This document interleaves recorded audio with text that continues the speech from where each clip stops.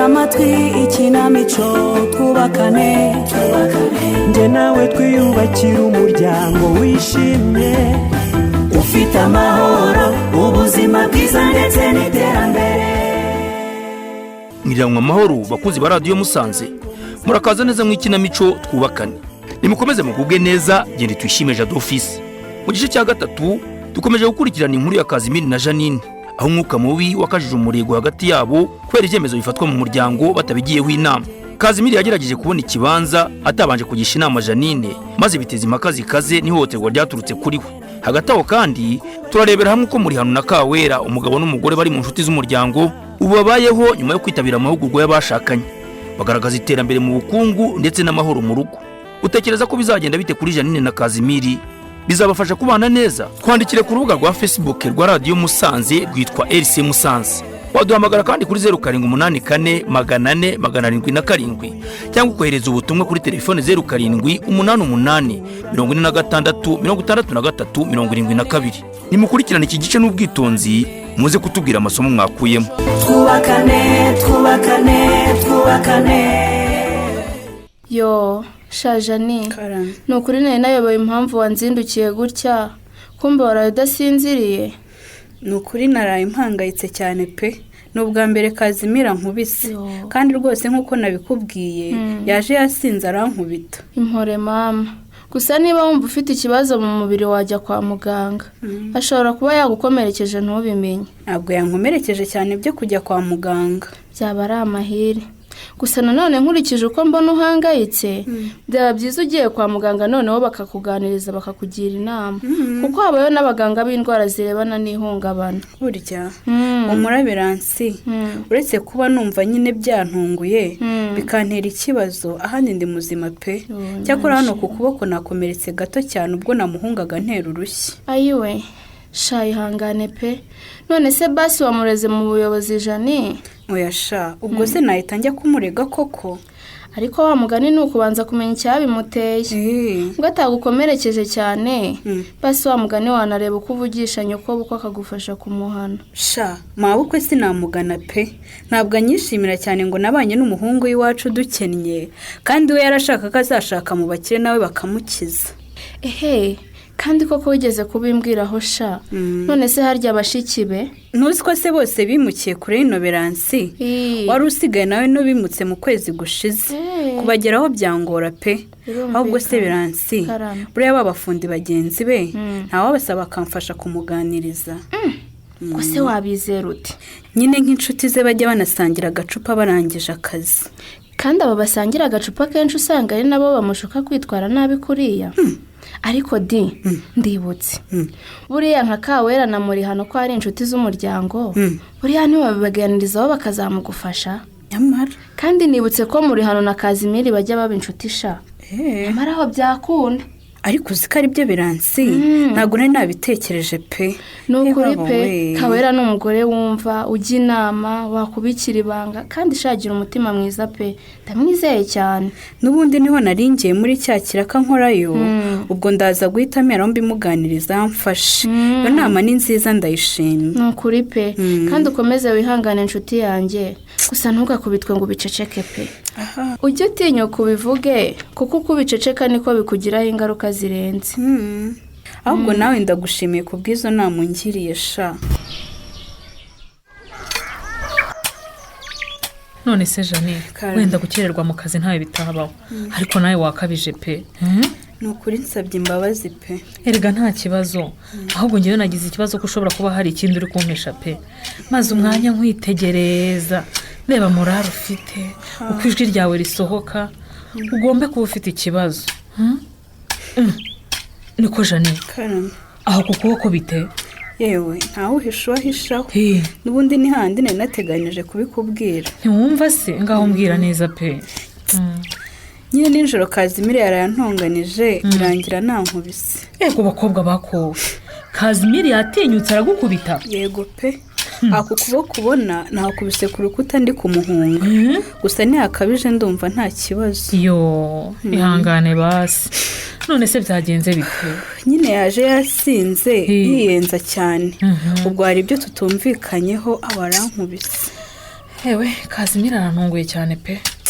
ubwo nyine nabyukiye kwa Biransira bimuganiriza, ari nayo mpamvu natinze. Angira inama yo kukwegera kuko nkwizera pe, kandi nibyo koko ubanye neza n'umugabo wawe. Byumvikana ko n'inama wangira yabigamije neza mu rugo rwanjye. Ubwo rero nkuganye ngo ugire inama y'icyo nakora. Ni ukuri pe, nawe urabizi ko ndi inshuti y'umuryango cyane, ni inshingano zanjye kugufasha Jani. Gusa mbere na mbere ukwiye kumenya ko iryo ari ihohoterwa ubwaryo rihanirwa n'amategeko. Nibyo, ndetse bishobora no kuviramo igifungo Kazimira aramutse agejejwe mu buyobozi nko ku kagari, kuri ribu cyangwa no kwisanga One Stop Center. Nkawe kawe, ubwo se ni ngombwa guhita nihutira mu buyobozi koko ndega umugabo wanjye? Rero hari uburyo bwinshi butandukanye. Icyiza ni uko twahera ku biganiro bigamije neza. Rero ndaza kuvugisha umutware wanjye, noneho abanza aganirize Kazimira amusobanurire ko ihohoterwa nk'iryo atari ryiza mu muryango, ibibi byaryo, ndetse anamugira inama. Mwaba mumfashije pe. Oya humura Jani, nzamubwira rwose tumuganirize. Erega ihohoterwa ridindiza iterambere ry'urugo, kuko nimubona umwanya wo kuriganiraho kuko muba muhugiye mu gukimbirana. Ni ukuri nanjye nifuza kubana neza n'umugabo wanjye. Simwumva se? N'undi ndabizi ubusanzwe si umwana mubi, ahubwo sinzi icyari cyabaye rwose. Ewe nicyo tugomba kumuganiriza, tukamenya uko tumucyaha akagaruka ku murongo. Ni ukuri muzaba mukoze pe. Humura bizakemuka sibyo? Kandi n'undi munsi ugize ikibazo ntugashidikanye kuza kungisha inama sibyo? Ndi inshuti y'umuryango kandi ndi umubyeyi, ntabwo nabura kugufasha Jani. Kazimi, ndakumva urabona ukuntu ifaranga ry'umuyobozi ari sawa? Sawa gusa se? Ariko cyoke uzi kuba tutararangiza gusana inzu ye agahita tuje amavanse sha. Baba we niko ubundi kuki tutabona ababosi nk'aba koko sha, dutinze gutaha ngo mbinywere tu. Ariko cyoke baba bite koko? Ikise kandi ubu ntushobora no gutekereza icyo wakoresha amafaranga ukorera utayajyanye mu kabari koko ngo yatsindeyo. Mbega umugabo we. Ariko se iyo wicaye ntujya utekereza n'akantu ko kwizigama ngo ushake icyo wakora witeza imbere? Amafaranga yose wanywereye mu kwezi gushize uyashora mu byunguka ntaba yaragize icyo amara. Baba we aho wanywe pesha uzi ko nazakuvumbura. Ariko cyoki ubu si wifatiye. Ariko cyokere naragowe ye, ufashe niba se kandi biseru. Mva mbese niko shani gutegeye ngo havanse yo kunyubakira ikiraro cy'ingurube warangiza ukanywe kukigira mu bindi birako taranatangira cyane. Mwumve ngo ariko subwo ntumbeshyeye koko. Mwumve ngo cyangwa wanyitiranyije. Njewe ndi cyokere biseru. Tekereza neza, ubanza wanyitiranije rwose. Mwumve ngo aho ni mu nyumvira abaho. Jewe maze ibyumweru bibiri ngo hayavanse. Nirirwa ngo hamagara ntunyitabe, warangiza ntushaka no kusubiza amafaranga yanjye ngo nibura nishakira undi mufundi. Sha urabeshyura ubusu uyu munsi ntuza kungenda. Cyoke rahira ko katakubayeho. Rahira rwose. Kazimi iki Kazimira iki? Burya n'umwana w'Imana yararenganye ndabibonye pe. Uzi ko umugabo yitora kambeshyera izuba riva koko? Biseru ndakwiyamye urambeshyera. Nukuvuze sha cyoki? Ni njyewe rwose ubivuze. Sha turahangana tu. Gasitari no kwa mudugudu uri gukorera. Ndahava ntureze shamba ndo guwambyaye. Oya. Ntundege we. Rega Biseru. Twabiganiraho. Nta mikino mu mafaranga wa mugabo we. Rega wa muntu we. Urumva nyine umuyobozi yaranyegereye. Ati sha vayo unkorere vuba. Ankanga cyo nyine urabyumva. Ubwo nyine urumva sinari gusuzugura umuyobozi. Nuko mitanza ariko humura nindangiza nawe ndaza nkubakire rwose. N'impamo y'Imana ntabwo nkubeye. Hoshosho wagisamba we sinakwizera. Inshuro wamwepye ndazizi. Ahubwo reka njyane uyu mwiko ni metero yawe. Oya se kandi wikora ibyo Biseru, wikora ibyo rwose. Kujyanira ibyo yahishaga. Nukuri sinkubeshya ndahita nza kugukorera pe. Mahano ahubwo uwo mwiko nkoresha. Ndabijyanye uzabisubirana ruko akazi kanyu maze kugakora. Nyamara rubanda ntimutinya abayobozi. Bikuzanire mu kuregere ko wanyambuyuka nambeshya sha. Askewe. Cyana wa musenzi we. Wamubona yisararanga yagira ngo yampaye menshi. Erega uragiye koko. Apo. Zimujyaniye ibikoresho. Nzagura ibindi bikoresho jyana.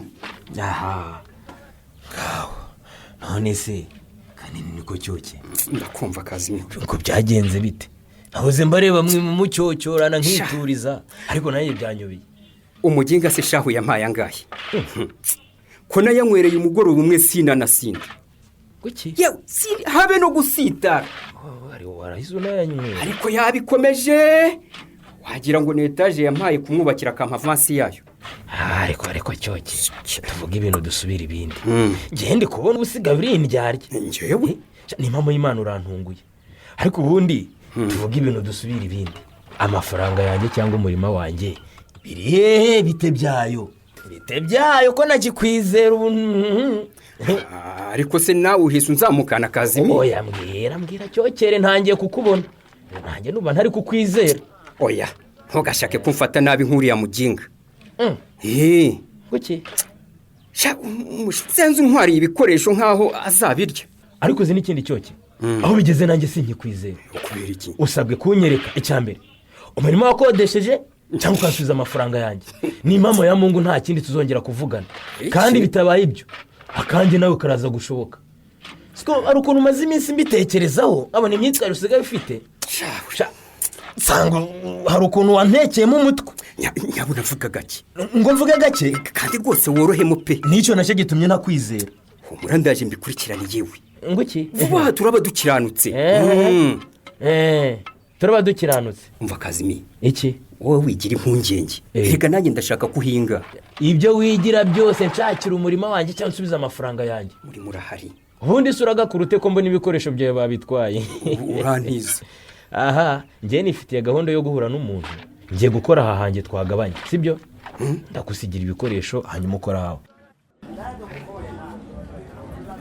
yewe Kazimiro rwose umura rwose asoma uko ushaka kandi nunakamara ubwe baguha kandi ntunyishinga ngewe burya uranze simbasha inzoga yewe kaba kamanjije usoma se yewe rero nanyoye irahagije ndabanywa tumaze no kuganira nta kibazo noneho ngo dushobora kuganira hanyuma se Kazimiro madamu ko yarayambwiye ikibazo cyabaye iwawe byagenze bite mu by'ukuri yewe urumva sinajya kwirirwa njya mu byo kuburana nabikubwiye kare ukimbwira ko hari ibyo ushaka ko tuganira ndumva uko yakubwiye rwose nta kintu yakubeshye rero Kazimiro uri inshuti yanjye reka nkubwize ukuri pe ndakumva pe kandi rwose ndakwizera uri umugabo wo kuri muri ha ino buri wese arabizi yego urakoze kubw'icyizere ungirira rero sha buriya rero ihohotera rigira ingaruka mu iterambere ry'umuryango kuko ridindiza kandi rikabangamira ituze ry'umuryango kuko umugore atishimye kandi umwe burya mu bashakanye atishimye nta mahoro aba ari mu muryango yewe nanjye rega ndi kubibona ndataha buri wese nkabona wagira ngo ntaziranye n'undi rwose n'ibyo byose se nyine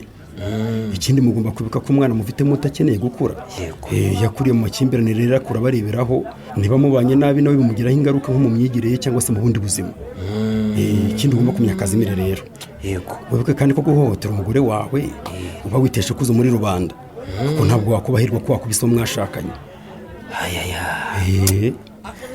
gusa muri ha buriya nanjye sinahoze ndi umugabo mubi ahubwo muri iyi minsi umugore asigaye nyiyenzaho akanyiyenzaho kamera ikabyuka yakwiyenzaho hati si dore mperutse kwigurishiriza ihene niguriye hanera hejuru aransakuriza ngo nagurishije itungo ngo tutabiganiriyeho nuko ngo nayakoresheje iki ngo ibiki n'ibiki ngo nagize ntego mbese aragenda ararondora sinari nkigoheka numvise nteye hejuru ndamuhunga urumva sinigarukiye nijoro mu mahoro aba aransubiriye reka nkubwize ukuri muri ha ntakubwije ukuri kuri iyo ngingo atangiye kunzamukanaho kwihangana byaranze ndamutimbagura aho nyumvira neza Kazimiro naramukosoye ubwo kukubaza impamvu wabikoze mutabiganiriyeho yakoze irihe kosa ikosa rikomeye cyane irihe se noneze umutungo wanjye nawe nuwerega ujye wubika ko muri umwe yego wenda ukorera amafaranga menshi bitewe n'umwanya uba ufite ariko ujye wubika ko nawe imirimo yo mu rugo burya akora nawe bitoroshye urabiseka imirimo yo mu rugo ikomeye hari ibikorwa nyamara ko ari myinshi uba wahakwiriza umunsi umwe niba ugakora amasuku yo mu rugo ukoza ibyombo ukita ku mwana ukagaburira amatungo ugashaka ibyo guteka ndetse ugateka n'ibindi byinshi urahera ko wabibasha ibyo bintu ni byinshi pe ni byinshi nyine ibyo bintu byose ubuntu umwe abibasha ati ntabwo nabibasha rero wakaba ushingira aho ngaho nyine ujye wibuka ko nawe akora akazi kenshi kandi adahemberwa hanyuma umuhe agaciro ayo wakoreye muganira uburyo mugomba kuyakoresha mu nyungu z'urugo kuko n'ibyanyu mwe mbere murabisangiye. Yego turabisangiye ariko sinari ngiye gukodeshamo umurimo wo guhinga, none se ni bibi? Ibyo ntabwo ari bibi, ni byiza cyane rwose, wari wakoze neza. Ahubwo ikibazo ni uko utayimubwiye ngo mubiganireho, wenda wasanga arashobora kukungura igitekerezo cyiza kurushaho cyane utuma mutanagurisha ihene kuko niwe murayikeneye. Rega nta gitekerezo cyawe kumuriya cyahibuka kundi umugabo mu rugo. Ndabizi ngewe mba niriwe nduha nshaka amafaranga none nkagira nkagura ihene, ubwo rero ntakwiriye kuntegeka uko nkoresha ayo mafaranga. Erega ndakumva rwose, ndakumva ariko nanone iyo myumvire ko adakwiriye kuguha igitekerezo yose myiza ntabwo igamije iterambere pe, ahubwo rwose gusubiza inyuma burundu. Ahubwo nk'umugabo ufite icyo ashaka kugeraho mu rugo rwe ugomba kumwumva nawe mukaganira akaguha igitekerezo nyine. Ndasinoga nta bitekerezo byavuye mu bagore ngo njyewe nkakira igitekerezo cy'umugore akaba ari we ngenga nkamugenderaho. Kazimi erega burya umutwe umwe wigira inama yo gusara kandi burya ntawe wigira n'umwana w'umunyarwanda. Ushatse kuvuga iki? Ushatse kuvuga iki? Buriya rero nguhaye nk'urugero, iwanjye iyo ngize igitekerezo niganira n'umugore wanjye akambwira uko abyumva nanjye nkashungura, ubundi tukungurana ibitekerezo. Umva ndakurahiye umwanzuro dufata usanga utugira akamaro kanini kandi iterambere tugezeho buri hari iwacu hano iwanjye inzira twakoresheje niyo ngiyo. Ni ukuri da? Nawe uri umuntu w'umugabo ntiwabeshya utyo muri hano. Ese mbona nakubeshya nyine? Mbeshye ku manywa y'ihangu? Ntabwo nakubeshya rwose, niko bigenda nyine. Ntabwo ari ufata umwanzuro w'icyo gukora kandi nanjye sinjye ufata umwanzuro wa nyuma, ahubwo duhana ibitekerezo tugafata umwanzuro twumvikanyeho kandi twiriye. Sinzi pe. Kazimire rero tuganireho ako ngako kandi nizeye ko ibyo tuganiriye ari ingenzi. Reka njye mu rugo ubwo nyine hari ibyo napanze kuhakora, ubwo tuzakomeza tuganire buhoro buhoro kandi nawe nyabona ukomeze ubitekerezeho neza. Twubakane duharanire. Ngayo ngubu inkuru y'uyu mugoroba yitwibukije ko gusaba ubufasha atari ikimenyetso cy'intege nke, ahubwo ari ubutwari. Ni byiza kandi kuvuga ko ibyo Janine yakoze ari byo bikwiye. Iyo duhura n'ibibazo bikomeye kwegera abo twizera nk'abayobozi, inshuti ndetse n'imiryango bishobora kudufasha kubona ibisubizo by'amakimbirane dufite. Murumva kandi tubibutse ko nta muntu ugomba guhangana n'ibibazo wenyine. Oya, ni byiza gufatanya. Mwumvise iki gice? Wowe ninde wakwiyambaza kugira ngo agufashe mu gihe gikomeye? Kandi wibuke inama nziza akaba yahaye Janine. Nawe rero niba ukeneye ubufasha ushobora kububona muri Isange One Stop Center. Uhamagara kuri nimero itishyurwa 3029. Niba nawe hari umuntu uzi wahuye n'ivangura cyangwa ihohoterwa rishingiye ku gitsina, hamagara iyo nimero ni 3029. Ikindi kandi ushobora kwiyambaza urwego rw'igihugu rushinzwe ubugenzacyaha RIB. Uhamagara kuri 3512. Nawe ni nimero itishyurwa, uhamagara 3512 bakagufasha. Tugarutse kuri ikinamico twubakane rero, wowe niki wigiye ku cyemezo cya Janine cyo gushaka ubufasha? Twandikire cyangwa se uduhamagara utubwire. Reka tubashimire kandi mwe mwatwereje ibitekerezo ku ikinamico twubakane. Barimo Josue w'Ikibangu yagize ati twiriwe neza nta kibazo. Ikinamico twubakane twayumvise 5/5 kandi yari iryoshye kuko twigiyemo byinshi kandi byiza. Murakoze cyane. Naho Maneza Fred wo mu Gisovu ati mwiriranwa amahoro. Ikinamico twubakane ntabwo igiducika, twarayikunze. Ni 5/5 nta gukuraho urushinge. Jean Damascene Twahirwa mu Gahunga ati turabakunda cyane. Ndabumvira mu karere ka Burera mu kagari ka Nyangwe. Turi kumwe cyane, ikinamico twubakane iri kuri radio ntabwo twakuraho urushinge. Sami w'Ikibangu ati nimugira amahoro y'Imana. Turi kumwe cyane. Twabashimiye cyane iyo kinamico twubakane mwatuzaniye kuko dukuramo inyigisho. Nawe twategeka Imana Emmanuel wo mu murenge wa Busogo ati turi kumwe cyane, tubumvira ku murongo wa 98 ibice 4 igihe cyose. Ikinamico twubakane yo rwose yaje ikenewe. Nimukomeze muduhe n'ibindi bice. Ambasaderi Bill Gates wo ku Kagihanga ati mwiriwe neza. Iyo kinamico twubakane iratwubaka cyane. Namwe mwese nimukomeze mwohereza ibitekerezo byanyu kuri ikinamico kandi mubirambure ntacyo mwishishe. Ni kuri 0788 46 63 72. Ushobora kandi no kohereza ubutumwa kuri iyi nimero ni 0788 46 63 72. Nanone kandi mugira amakenga y'ibyo mutwandikira kuko hari igihe ubutumwa mwatwoherereje bushobora gusomwa n'abandi bantu, cyane cyane niba mufatanyije telefone. Ikinamico twubakane muzongera muyumve kuwa 5 saa 2 z'umugoroba. naho igice kizakurikiraho muzacyumva ku cyumweru saa 2 z'umugoroba, cyongere gisubireho kuwa mbere saa 12:40 z'umugoroba. Nimukomeze mugubwe neza rero, jye nari Tuyishime Jado Office. Murakoze gutega amatwi ikinamico twubakane mugezweho n'umuryango rwa Murek ku bufatanye na Nova, mukayitegurirwa n'Urunana Development Communication. Tega amatwi ikinamico twubakane, njye nawe twiyubakira umuryango wishimye. Kubakira hamwe umuryango mwiza birashoboka, ni byawe nanjye.